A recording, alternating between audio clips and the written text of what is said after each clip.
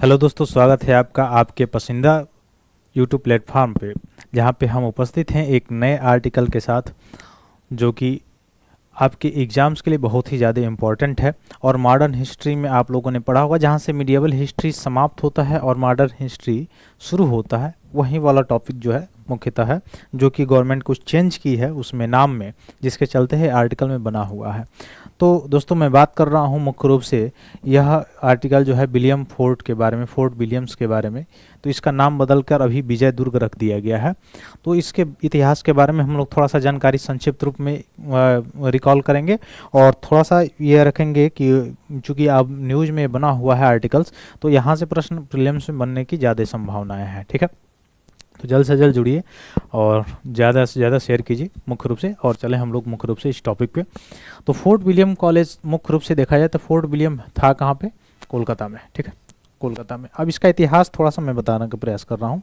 1600 अगर आप जाएंगे मॉडर्न हिस्ट्री में तो 1600 ईस्वी के आसपास मुख्य रूप से अगर आप देखेंगे तो 1696 या 1696 ईस्वी के आसपास यह मुख्य रूप से आप देखेंगे। 1696 ईस्वी जो मूल फोर्ट विलियम था उसका निर्माण कब किया गया था? 1773 ईस्वी में उसका निर्माण 1773 में। लेकिन जो अभी जो फोर्ट विलियम जिसका नाम विजय दुर्ग रखा जा रहा है उसका निर्माण 1773 में लॉर्ड क्लाइव के द्वारा ही किया गया था। ठीक ना। लेकिन जो दुर्ग बना हुआ था, जो किला बना हुआ था, 1696 में बना था। आपको जैसे पता है कि अभी उस समय औरंगजेब था ही, उस समय बंगाल पर सिराजुद्दौला का शासन चलता था और इस समय उससे बिना पूछे ही ये जो अंग्रेज जो थे वह किलेबंदी करना शुरू कर देते हैं कोलकाता में। तो कोलकाता में जब किलेबंदी शुरू करते हैं 1696-95 के आसपास, तो सिराजुद्दौला पहले तो उनसे मना करता है। फिर वो जब नहीं मानते हैं तो इस किले पे वो क्या करता है, 1696 के 1772 के आसपास क्या करता है, इस पे आक्रमण करता है। फिर आक्रमण करने के बाद क्या करता है, इस किले को ध्वस्त करता है। ध्वस्त करने के बाद से कुछ अंग्रेज तो भाग जाते हैं और कुछ अंग्रेजों को बंदी बनाता है और बंदी बनाकर और तब फिर वैसा एक दिन के लिए रखता है जिसमें बहुत सारे जो है उसमें मर भी जाते हैं। ये आप लोगों ने इतिहास में पढ़ा भी होगा।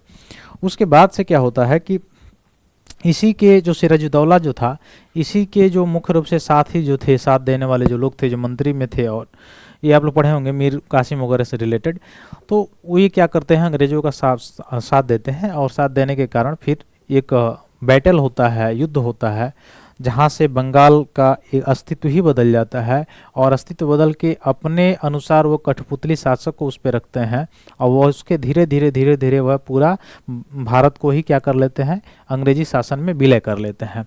वह शुरुआत होती है 1773 से ही रेगुलेटिंग एक्ट के द्वारा। तो कुछ यहाँ से जब भगते हैं तो कुछ जाके छुप जाते हैं और वहाँ से इंतजार करते हैं मद्रास से रॉबर्ट क्लाइव के आने का।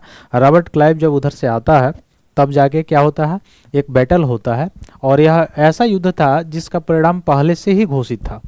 1773 में मुख्य रूप से क्या हुआ था मुख्य रूप से, तो हम लोग देखेंगे कि आप देख सकते हैं यहाँ पे कि 23 जून 1757 ईस्वी को क्या हुआ, एक बहुत ही बड़ा, चूँकि जिसका रिजल्ट जो है पहले से ही निर्धारित था बैटल का, इस युद्ध का, जिसका नाम था बैटल ऑफ प्लासी। आपने सुना होगा, यानी प्लासी का युद्ध। तो प्लासी का युद्ध किसके किसके मध्य हुआ, तो सिराजुद्दौला और अंग्रेजों के बीच हुआ था। तो अंग्रेजों की तरफ से लीड कौन कर रहा था, तो अंग्रेजों की तरफ से लीड कर रहा था रॉबर्ट क्लाइव। ठीक ना। अब रॉबर्ट क्लाइव का आत्मविश्वास बढ़ चुका था क्योंकि साउथ में जाके उसने जो है मद्रास वगैरह को ऑक्युपाइड कर लिया था, तो वहाँ से उसका साहस बढ़ चुका था। तो यहाँ पे आया तो बैटल हुआ किससे, लॉर्ड क्लाइव से। तो लॉर्ड क्लाइव से जब बैटल हुआ 23 जून 1757 को, 1757 को, तो प्लासी के युद्ध में सिराजुद्दौला मारा गया। अच्छा, उसमें मारे जाने में भी रणनीति थी। ये चूंकि आप मॉडर्न हिस्ट्री में पढ़ेंगे, थोड़ा सा और ज़्यादा पढ़ लीजिए, मैं एक संक्षिप्त रूप में बता चल रहा हूँ क्योंकि आर्टिकल से। तो उसमें 1757 का जो प्लासी युद्ध था, इसका तो डिसीजन पहले से ही था क्योंकि इसके ही जो अनुयायी थे साफ मना कर दिए, जो सेनापति था वो मना कर दिए युद्ध करने से। तो और क्योंकि अंग्रेजों से मिला हुआ था वो, और उसको अंग्रेज लालच दिए थे कि मैं तुमको क्या बना दूंगा, शासक बना दूंगा, तुम यहाँ पे ऐसे सड़ रहे हो, ऐसे पड़े रहो, मैं तुमको तो शासक बना दूंगा भाई। अब वो पड़ा रहा कि हाँ हाँ मैं तो शासक बन जाऊंगा। लेकिन इसके बाद क्या हुआ, 1757 का जैसे प्लासी का युद्ध हुआ, सिराजुद्दौला मारा गया, और उसके बाद से अपने कठपुतली शासक को उन्होंने जिसको कहा था बनाने के लिए बनाया। बाद में उसको भी एहसास हुआ कि नहीं, ये सही नहीं था, ठीक है। उसके बाद से मीर जाफर, मीर कासिम, ये सारी चीज़ें होती रहती है। फिर अवध के नवाब से लेके यह जो है पूरा संगठन बनता है, फिर युद्ध होता है, बक्सर का युद्ध होता है, ये सारी चीज़ें चलती रहती हैं। लेकिन वास्तव में तो बंगाल इन लोगों के आधिपत्य में आ गया था। 1757 का जो प्लासी का बैटल हुआ था उसके बाद से अंग्रेजों के, लॉर्ड क्लाइव इसका नेतृत्व कर रहा था कलकत्ता में, ठीक है। उसके बाद से ही क्या किया गया, ये जो पुराना वाला जो किला था जिसका निर्माण मैं बता रहा था 1696 में कराया गया था, वो तो पूरा तरह ध्वस्त कर दिया गया। उसी के स्थान पे 1773 में रॉबर्ट क्लाइव के द्वारा क्या बनाया गया, एक किला बनाया गया, जिस किले को क्या नाम दिया गया, फोर्ट विलियम, ठीक है, फोर्ट विलियम दिया गया। और वर्तमान में इसमें सेना के जो है प्रशासनिक मुख्य रूप से इसमें सेना के अंडर में है भारत में। तो फोर्ट विलियम कहाँ पे है, याद रखिएगा, कहाँ पे, कलकत्ता में है, ठीक। तब इसका नाम जो है बदल दिया गया है, अब इसका नाम रख दिया गया है विजय दुर्ग। तो आइए चलते हैं, देखते हैं क्या क्या इसमें मुख्य रूप से। तो पूर्वी सेना कमान का मुख्यालय जो है कोलकाता स्थित फोर्ट विलियम का नाम बदल के क्या रख दिया गया है, विजय दुर्ग रख दिया गया है। तो विजय दुर्ग, ये याद रखिएगा किसका नाम बदला गया है, फोर्ट विलियम का रखा गया है। कब स्थापना हुआ था, तो जो वर्तमान में फोर्ट विलियम आपको दिखाई दे रहा है 1773। अच्छा, 1773 में रेगुलेटिंग एक्ट भी आया था, ये आपको पता होना चाहिए, ठीक है। और रेगुलेटिंग एक्ट के समय कौन था, रॉबर्ट क्लाइव, ठीक ना। तो 1773 का एक्ट जो है, 1773 में क्या किया था ये, रॉबर्ट क्लाइव ने उसी या फोर्ट विलियम की स्थापना किया था, ठीक ना। इसको याद रखिएगा। उसके बाद से फोर्ट विलियम का निर्माण 1753 में अंग्रेजों द्वारा किया गया, मैंने बताया ही। इसका नाम इंग्लैंड के राजा जो विलियम तृतीय था उसी के नाम पे रखा गया था। यह कहाँ पे है, तो कोलकाता पश्चिम बंगाल में हुगली नदी के पूर्वी तट पे स्थित है। तो इसका लोकेशन कहाँ है, पश्चिम बंगाल में हुगली जो नदी है उसी के पूर्वी तट पे स्थित है। और फोर्ट विलियम भारतीय सेना का संपत्ति है। आज देखा जाए तो पूर्वी कमान का जो मुख्यालय है वह मुख्यालय के रूप में कार्य करता है वर्तमान समय में फोर्ट विलियम।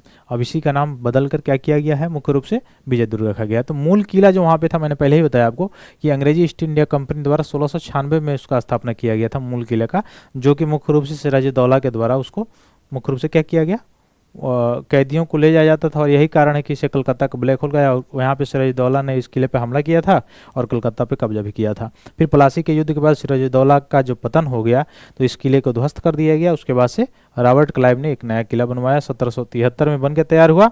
वर्तमान में उसी का नाम क्या था, फोर्ट विलियम था।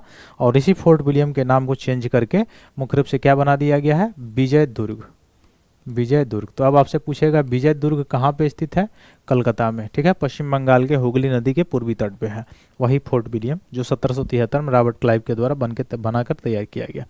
यह किला कैसा है, तो अष्टकोणीय आकार का है और इसकी संरचना ईंट और गारे से बनी हुई है। तो कैसा है आकार इसका, अष्टकोणीय है और ईंट और गारे से बनी हुई है। लगभग 70.9 एकड़ में फैला हुआ है और सैकड़ों मेहराबदार खिड़कियां हैं, जिनमें हरे भरे बगीचों का नज़ारा इसमें दिखता है।